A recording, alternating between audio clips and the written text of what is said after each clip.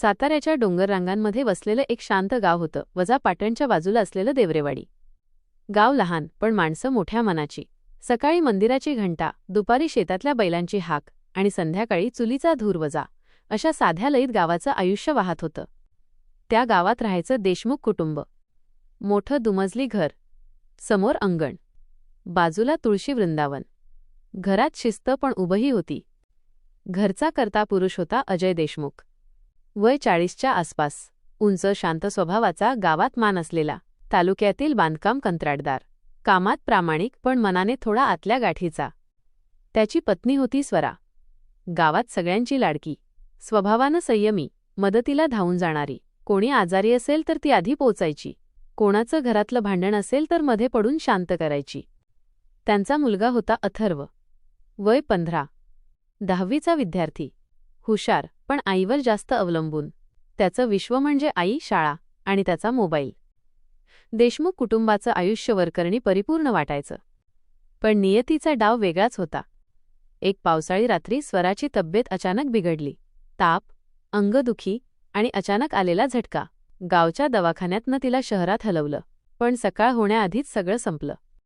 गावावर शोककळा पसरली. स्वराच्या अंत्यसंस्काराच्या दिवशी गावातल्या प्रत्येकाच्या डोळ्यात पाणी होतं. इतकी चांगली बाई इतक्या लवकर गेली हे कुणालाच पचत नव्हतं. अजय बाहेरून शांत उभा होता. लोकांसमोर धीर दाखवत होता, पण एकटा असताना त्याचा आवाज फुटायचा. अथर्व मात्र विचित्र शांत झाला होता. तो रडला नाही, कुणाशी बोलला नाही, फक्त निर्विकार चेहऱ्याने सगळं पाहत राहिला. आई गेल्यानंतर घरातली उबच हरवली. अंगण तसंच होतं, भिंती तशाच होत्या, पण घर रिकामं वाटत होतं. अथर्व शाळेतून येऊन थेट खोलीत जायचा. जेवण टाळायचा, मोबाईलमध्ये बुडून जायचा. अजय कामावर लक्ष देण्याचा प्रयत्न करायचा, पण त्याचं मन भूतकाळात अडकलेलं असायचं. महिनाभरानंतर गावात चर्चा सुरू झाली. घरात स्त्री नसल्यामुळे घर विखुरत चाललं होतं. कपडे विस्कळीत, स्वयंपाक कधी वेळेवर कधी उशिरा, कामवाली बाई वारंवार सुट्टीवर. नातेवाईकांनी बोलणं सुरू केलं. एका रविवारी अजयची मोठी आत्या, काका आणि चुलत भाऊ घरी आले. गप्पा झाल्या, चहा झाला आणि मग विषय निघाला. अजय, आयुष्य थांबत नाही. तू अजून तरुण आहेस. मुलाला आईची गरज आहे. अजयने सुरुवातीला नकार दिला, पण शब्द मनात रेंगाळले. अथर्वनेही ही चर्चा ऐकली. त्या रात्री त्याने अचानक विचारलं, तुम्ही परत लग्न करणार आहात का? अजय दचकला. लोक बोलत आहेत फक्त. अथर्व काही न बोलता उठून गेला, पण त्याच्या चेहऱ्यावर राग आणि भीती दोन्ही स्पष्ट होते. दिवस गेले. एक प्रस्ताव आला. कोल्हापूरकडची एक विधवा स्त्री, नाव वजा माया पाटील, वय 32. नवरा अपघातात गेला होता. माहेरी राहत होती. अजयची चुलत बहीण ओळख करून देण्यासाठी पुढे आली. एक छोटं कॅफे, साधी भेट. माया शांत स्वभावाची, कमी बोलणारी, सहानुभूती दाखवण्याचा अतिरेक नाही, फक्त ऐकणारी. अजयला तिच्यात स्थैर्य दिसलं. काही आठवड्यांच्या चर्चेनंतर त्याने अथर्वशी बोलायचं ठरवलं. घरात पुन्हा एक व्यक्ती असावी असं मला वाटतं. अथर्व शांत बसला. मग म्हणाला, तुम्हाला लग्न करायचं आहे? कदाचित. तो उठून गेला. लग्न साध्या पद्धतीने मंदिरात झालं. माया देशमुख घरात आली. सुरुवातीचे काही दिवस वरकरणी शांत गेले. ती घरातल्या वस्तूंना हात लावताना थांबायची. स्वराचे फोटो पाहून क्षणभर स्थिर व्हायची. अथर्व तिच्याशी फारसा बोलत नव्हता. गरज असेल तेवढंच. माया जबरदस्ती करत नव्हती. हळूहळू घरात दिनचर्या स्थिर होऊ लागली. अथर्वचा डबा वेळेवर तयार, शर्टाचं बटन लावलेलं, वह्यांना कवर. एके दिवशी शाळेतून फोन आला. अथर्व एका मुलाशी भांडला होता. अजय ऑफिसमध्ये होता. माया शाळेत गेली. तिने प्राचार्यांशी शांतपणे चर्चा केली. अथर्वला दोष देऊन ओरडली नाही. घरी येताना ती म्हणाली, राग आत साठवला तर तो आपल्यालाच जाळतो. अथर्वने काही उत्तर दिलं नाही. त्या रात्री पहिल्यांदा त्याने जेवणाच्या टेबलावर तिच्याकडे सरळ पाहिलं. काही दिवसांनी एक नवीन ताण उभा राहिला. देशमुख कुटुंबात मालमत्तेचा जुना वाद पुन्हा वर आला. गावची जमीन, हिस्से, कागदपत्र. नातेवाईकांच्या बोलण्यात शंकेची बीजं पडू लागली. नवीन बायको आली आहे. उद्या सगळं तिच्या नावावर केलंस तर. अजय चिडायचा. माया शांत बसायची. ती म्हणाली, लोक बोलतात. त्यांचं काम आहे बोलणं. आपल्याला आपलं पाहायचं. पण त्या शब्दांनंतरही अजयच्या मनात संशयाचं धुकं हळूहळू दाटू लागलं. एक संध्याकाळी तो अचानक लवकर घरी आला. दार उघडं होतं. हॉलमध्ये दोघांचे मोबाईल टेबलावर होते. माया आणि अथर्व मागच्या अंगणात बसले होते, काहीतरी हळू आवाजात बोलत. अजयला शब्द ऐकू आले नाहीत, पण त्याच्या मनात प्रश्न निर्माण झाला. जवळीक नैसर्गिक आहे की काही वेगळं? तो स्वतःलाच समजावत होता, पण मन ऐकत नव्हतं. त्याच रात्री त्याने ठरवलं, आता फक्त ऐकून चालणार नाही, खात्री करायची. आणि इथून पुढे सुरू होणार होतं संशयाचं सावट. पण अजून सत्य दूर होतं. कारण या कथेत अजून एक व्यक्ती प्रवेश करणार होती, ज्यामुळे सगळा पाया हादरणार होता. देवरेवाडीच्या त्या शांत गावात दिवस जरी नेहमीसारखे उगवत होते, तरी देशमुखांच्या घरात अदृश्य ताण पसरू लागला होता. बाहेरून सर्व काही सुरळीत दिसत होतं, पण आतून नात्यांच्या धाग्यांवर बारीक तडे पडू लागले होते. अजयच्या मनात संशयाचं बी पेरलं गेलं होतं. त्याला स्वतःलाच हे मान्य नव्हतं, पण काही क्षण त्याच्या मनात पुन्हा पुन्हा फिरत होते. अंगणात हळू आवाजात बोलणारे माया आणि अथर्व, दोघांच्या चेहऱ्यावर दिसलेलं हलकं हसू आणि त्याचवेळी स्वतःला जाणवलेली अस्वस्थता. तो स्वतःला सांगायचा, ती त्याची आई आहे. सावत्र का असेना, पण घर सांभाळते आहे. तो तिचा मुलगा आहे. त्याला आधार हवा आहे. पण संशय एकदा मनात घर करून बसला की तर्क हरवू लागतो. दिवस पुढे सरकत गेले. माया घरात पूर्णपणे रुळली होती. सकाळी ती अंगण झाडायची, तुळशीला पाणी घालायची, स्वराचा फोटो रोज साफ करायची. तिने स्वराची जागा घेण्याचा कधीच प्रयत्न केला नाही. ती स्वतःची वेगळी ओळख जपून घर सांभाळत होती. अथर्व हळूहळू तिच्याशी बोलू लागला होता. सुरुवातीला फक्त अभ्यासाविषयी, नंतर शाळेतील घटना. एकदा तर त्याने स्वतःहून तिला गणितातील एक शंका विचारली. तो क्षण मायासाठी महत्त्वाचा होता, पण अजयसाठी तो वेगळा अर्थ घेऊन आला. त्या दिवशी तो हॉलमध्ये बसून पेपर वाचत होता. आतल्या खोलीतून मायाचा हसण्याचा हलका आवाज आला. त्यानंतर अथर्वचंही हसू. अजयच्या हातातला पेपर खाली घसरला. तो उठून उभा राहिला. काही क्षण ऐकत राहिला, मग स्वतःला आवरत परत बसला. त्याला स्वतःवर राग आला. मी काय विचार करतोय? त्याच संध्याकाळी गावात एक नवा चेहरा दिसू लागला. शेजारच्या रिकाम्या वाड्यात एक माणूस राहायला आला. नाव सांगितलं, वजा राजन शिंदे. म्हणे तो जमीन व्यवहारात काम करतो. गावातल्या काही शेतकऱ्यांच्या जमिनीबाबत चौकशी करत होता. तो साधा दिसत होता, पण त्याची नजर खूप निरीक्षण करणारी होती. एका दुपारी अथर्व शाळेतून येताना त्याची राजनशी पहिली भेट झाली. कुठे राहतोस बाळा? देशमुखांच्या घरी. अरे वा, मोठं घर आहे तुमचं. तुझी आई खूप चांगली बाई होती असं ऐकलं आहे. अथर्व थबकला. तुम्हाला कसं माहीत?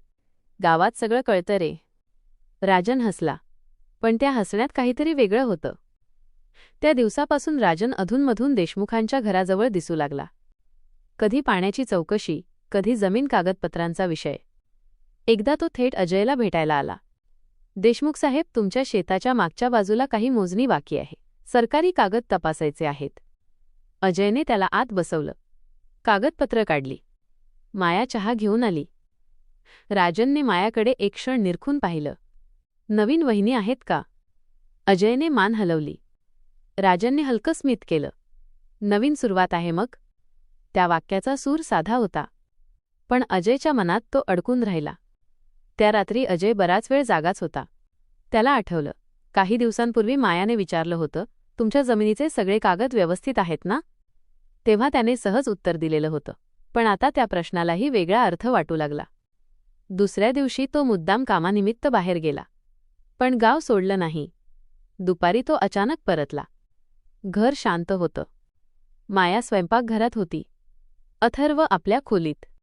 सगळं नेहमीसारखंच. त्याला स्वतःलाच लाज वाटली.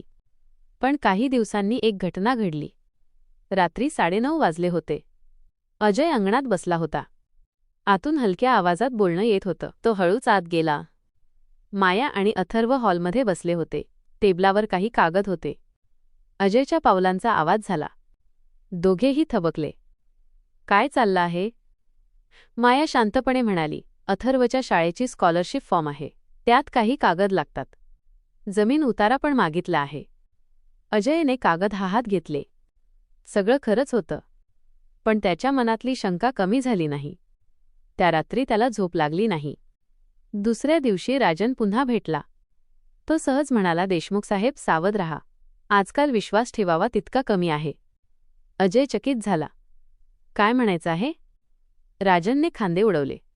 मी काही बोललोच नाही. पण गावात चर्चा आहे. कुठली चर्चा? तो हसला. राहू द्या, तुम्ही शहाणे माणूस आहात. राजन निघून गेला. पण त्या अर्धवट वाक्याने अजयच्या मनात जाळ पेटला. संध्याकाळी त्याने मायाकडे नीट पाहिलं. ती स्वयंपाक करत होती. चेहऱ्यावर नेहमीसारखी शांतता. अथर्व अभ्यास करत होता. हे सगळं खरंच आहे का, की मी काहीतरी न पाहिलेलं आहे? संशय आता फक्त विचार नव्हता, तो ठाम भावना बनत होता. त्या रात्री अजयने एक निर्णय घेतला. तो म्हणाला, मला 2 दिवस बाहेरगावी साईटवर जावं लागेल. माया सहज म्हणाला, कधी परत येणार? 2 दिवसांत. अथर्व शांत राहिला. दुसऱ्या दिवशी सकाळी अजय निघाला. पण शहरातल्या एका छोट्या लॉजमध्ये राहिला. तो वेळोवेळी घराजवळून येऊन पाहू लागला. पहिला दिवस शांत गेला. दुसऱ्या दिवशी दुपारी त्याने दुरून घराकडे पाहिलं. मागच्या अंगणात माया आणि अथर्व बसले होते. काहीतरी गंभीर चर्चा चालू होती. अजयच्या छातीत धडधड वाढली. तो परत फिरला. त्या रात्री त्याने आणखी एक पाऊल उचललं. त्याने मायाला फोन केला. उद्या तू माहेरी जाऊन ये. खूप दिवस झाले. ती म्हणाली, अथर्वची परीक्षा आहे. मी नंतर जाईन. अजय काही क्षण शांत राहिला. ठीक आहे.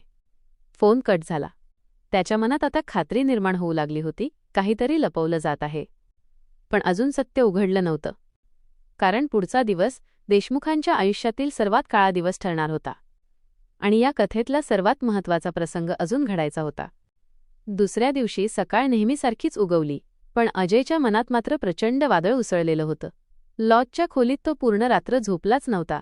डोळे मिटले की मागच्या अंगणात बसलेले माया आणि अथर्व त्याच्या नजरेसमोर यायचे. त्यांचे हळू आवाज, त्यांच्यातील समजूतदार शांतता आणि राजनचे अर्धवट वाक्य. विश्वास ठेवावा की शंका वाढवावी, तो स्वतःशी झुंजत होता. सकाळी तो गावातल्या बाजूने फेरफटका मारायला गेला. मुद्दाम देशमुखांच्या घराजवळून गेला. घर शांत होतं. अंगण झाडलेलं होतं. तुळशीला पाणी घातलेलं होतं. सगळं नेहमीसारखंच. दिवसभर तो थांबून राहिला. संध्याकाळी पुन्हा घराजवळ गेला. दिवे लागलेले होते. आतून बोलण्याचे आवाज येत होते. तो काही वेळ सावलीत उभा राहिला, पण आत जाण्याची हिंमत झाली नाही. त्याच्या मनात आता एक नवीन विचार आला. जर मी अचानक परत गेलो तर? पण लगेच त्याने स्वतःला रोखलं. त्या रात्री तो पुन्हा लॉजमध्ये गेला. मोबाईल हातात घेतला. मायाला फोन लावला. सगळं ठीक आहे ना? अथर्व अभ्यास करतो आहे. उद्या त्याची गणिताची परीक्षा आहे. अजय काही क्षण शांत राहिला. राजन आला होता का घराजवळ? माया दचकली. तसं काही नाही. फोन ठेवला. राजनचं नाव घेताच मायाचा आवाज बदलला का, की तो फक्त त्याचा भ्रम होता. दुसऱ्या दिवशी सकाळी अजय गावातल्या एका ओळखीच्या माणसाला भेटला. नाव होतं गोविंद. तो चहाच्या टपरीवर बसलेला होता. गोविंद सहज म्हणाला, देशमुख साहेब, परवा तुमच्या घरी तो नवीन माणूस गेला होता ना? अजयचं हृदय जोरात धडधडलं. कोण? तो राजन. काही वेळ थांबला होता म्हणे. अजयच्या हातातला चहाचा कप थरथरला. कोण सांगितलं तुला? अरे, गावात सगळं कळतं. मी तर फक्त ऐकलं. अजय शांत राहिला. पण त्याच्या मनात संशय आता जवळजवळ खात्री बनू लागला. त्या संध्याकाळी त्याने ठरवलं, आज सत्य पाहायचं. तो संध्याकाळी अंधार पडल्यावर गावात परतला. गाडी थोड्या अंतरावर उभी केली. हळूच मागच्या बाजूने घराजवळ गेला. गेट सैल होतं. त्याने हलकं ढकललं. आवाज झाला नाही. अंगणात शांतता होती. घरात दिवा लागलेला होता. तो सावकाश पुढे सरकला. स्टोअरूमच्या मागच्या दरवाजाजवळ गेला. तो दरवाजा क्वचितच वापरला जायचा. त्याला आठवलं, काही दिवसांपूर्वी त्यानेच त्या दरवाजाला तेल घातलं होतं, कडी सैल केली होती. आवाज येऊ नये म्हणून. तेव्हा त्याला स्वतःवरच आश्चर्य वाटलं होतं. मी इतकं का करत आहे? पण आज त्याच तयारीचा उपयोग होणार होता. त्याने दरवाजा अलगद उघडला. घरात मंद प्रकाश होता. हॉल रिकामा दिसत होता. आतल्या खोलीतून हलका आवाज येत होता. तो काही क्षण स्थिर उभा राहिला. छातीत धडधड वाढली. तो पावलांचा आवाज न होऊ देता पुढे गेला. आतल्या खोलीचं दार पूर्ण बंद नव्हतं. पटीतून प्रकाश बाहेर येत होता. तो दाराजवळ गेला. आत काय दिसेल तो स्वतःला तयार करत होता. पण दार ढकलण्याआधीच त्याला आतून आवाज आला. माया म्हणत होती, अथर्व, हे कागद बाबांना दाखवायलाच हवेत. लपवून ठेवणं योग्य नाही. अथर्वचा आवाज ताणलेला होता. मग काय करायचं? जर हे खरं असेल तर? अजयचं हृदय थबकलं. तो क्षणभर थांबला. कागद? कुठले कागद? त्याने दरवाजा अलगद ढकलला. दोघेही टेबलाजवळ बसले होते. समोर काही जुने कागद आणि फोटो होते. दोघेही दचकले. अजय आत शिरला. काय चाललं आहे? माया उभी राहिली. तुम्ही? अथर्वच्या चेहऱ्यावर घाबरलेपणा होता. अजयने टेबलावरचे कागद उचलले. ते जुने जमीन व्यवहाराचे दस्तऐवज होते. आणि त्यात एक फोटो. फोटोमध्ये स्वरा आणि राजन एकत्र उभे होते. जुना फोटो. अजयच्या डोळ्यांसमोर अंधार पसरला. हे काय आहे? अथर्वचा आवाज कापत होता. हा फोटो आईच्या जुन्या अल्बममध्ये होता. आणि हा कागद. यात काही जमीन व्यवहारात राजनचं नाव आहे. आईच्या सहीसोबत. अजयच्या हातातून कागद खाली पडले. माया शांतपणे म्हणाली, मी हे काही दिवसांपूर्वी स्टोअरमध्ये सापडलं. मला संशय आला म्हणून आम्ही दोघं कागद तपासत होतो. अजय संतापाने ओरडला, मला न सांगता. माया उत्तरली, आम्हाला खात्री नव्हती. तुम्हाला त्रास नको म्हणून आधी तपास करत होतो. त्या क्षणी अजयच्या मनात भीषण गोंधळ सुरू झाला. मग राजन घराजवळ का फिरतो स्वराचा? त्याच्याशी काय संबंध? हे सगळं लपवलं का? अथर्व अचानक म्हणाला, आईने काही चुकीचं केलं होतं का बाबा? तो प्रश्न हवेतच लटकला. अजयचा चेहरा फटकन पांढरा पडला. त्याच्या मनात दोन वेगवेगळे संशय एकमेकांवर आदळू लागले. माया आणि अथर्व काही लपवत आहेत की स्वरा आणि राजन यांच्यात काही होतं? त्याचवेळी बाहेर गेटचा हलका आवाज आला. तिघेही स्तब्ध झाले. अजयने खिडकीतून पाहिलं. राजन घराच्या अंगणात उभा होता. त्याच्या चेहऱ्यावर विचित्र शांत स्मित होतं. तो हळू आवाजात म्हणाला, देशमुख साहेब, बोलायचं होतं. जुने व्यवहार आहेत. सत्य बाहेर यायलाच हवं. अजयच्या छातीत धडधड वाढली. आजपर्यंत त्याला वाटत होतं संशय माया आणि अथर्ववर आहे. पण आता चित्र वेगळंच होतं. सत्य काहीतरी खोल होतं. आणि पुढचा क्षण देशमुखांच्या आयुष्याचा मार्ग कायमचा बदलणार होता. अंगणात उभा असलेला राजन शांत दिसत होता, पण त्याच्या डोळ्यात विचित्र आत्मविश्वास होता. अजय दरवाजाकडे गेला. माया आणि अथर्व त्याच्या मागे थपकून उभे होते. दार उघडलं. राजन आत आला. त्याने घरभर नजर फिरवली. स्वराचा फोटो भिंतीवर लावलेला पाहून तो काही क्षण थांबला. अजयचा आवाज कठोर होता, काय हवंय तुला? राजन हसला, जुने व्यवहार मिटवायचे आहेत. तुमच्या पत्नीशी काही गोष्टी अपूर्ण राहिल्या होत्या. तो शब्द ऐकताच अजयच्या छातीत जळजळ उठली. कसले व्यवहार? राजन शांतपणे टेबलाजवळ बसला. 10 वर्षांपूर्वीची जमीन. काही हिस्सा माझ्या नावावर करायचं ठरलं होतं. स्वराने सही केली होती, पण नोंदणी पूर्ण झाली नाही. आता मला माझं हक्काचं हवं आहे. अथर्व थरथरत म्हणाला, तुम्ही खोटं बोलत आहात. राजनने त्याच्याकडे पाहिलं. मी पुरावे घेऊन आलो आहे. त्याने फाईल उघडली. काही कागद बाहेर काढले. त्यावर स्वराची सही होती.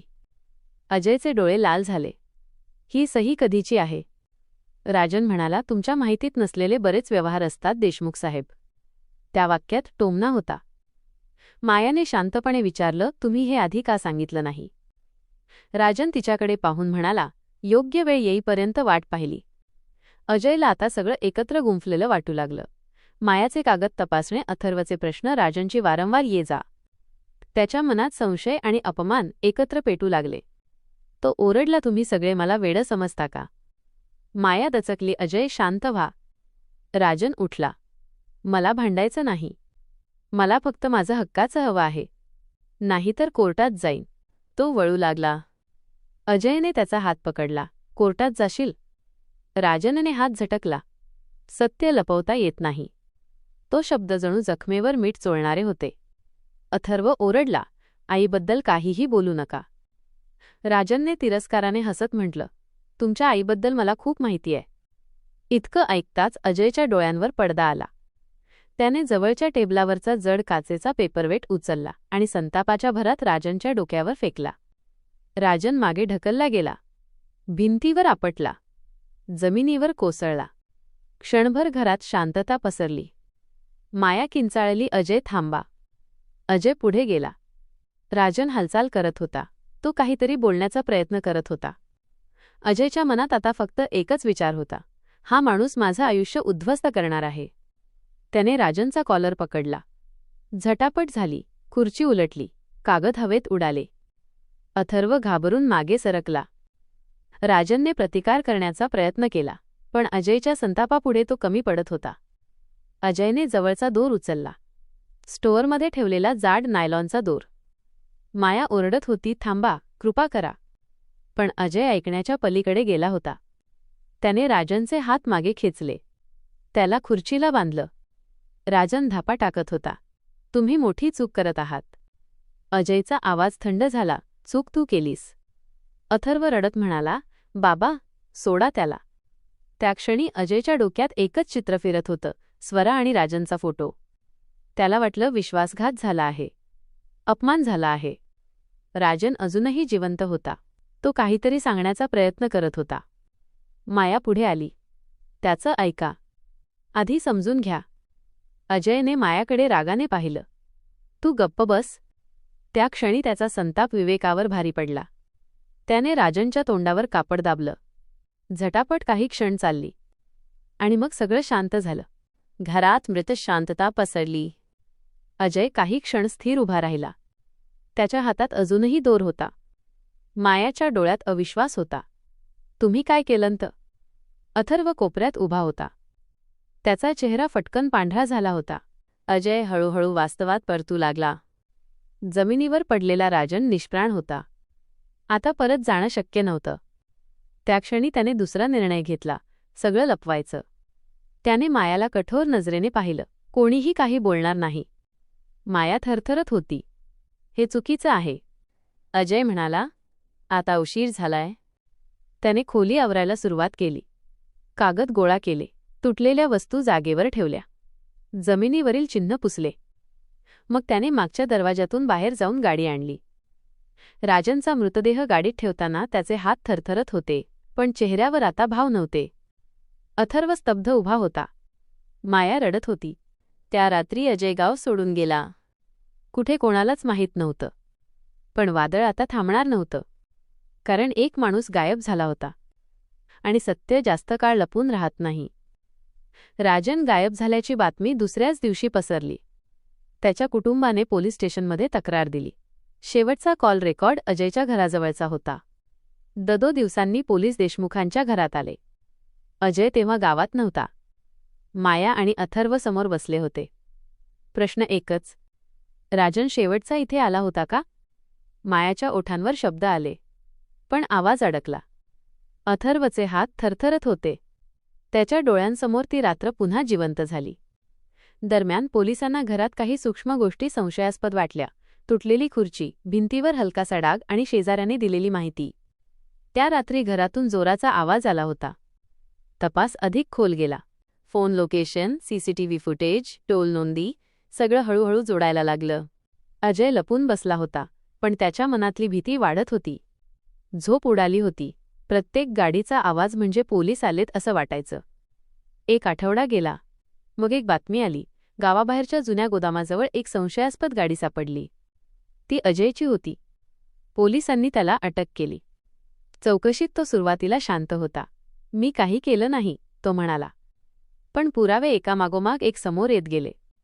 शेवटी अथर्व कोसळला. त्याने सांगितलं, त्या रात्री बाबा रागात होते. आम्ही घाबरलो होतो. ते शब्द अजयसाठी शेवटचे होते. कोर्टात उभा राहिलेला अजय, आता तो आत्मविश्वासू माणूस नव्हता. तो एक तुटलेला माणूस होता. न्यायाधीशांचा आवाज शांत पण कठोर होता. रागाच्या एका क्षणाने 3 आयुष्यं उद्ध्वस्त केली.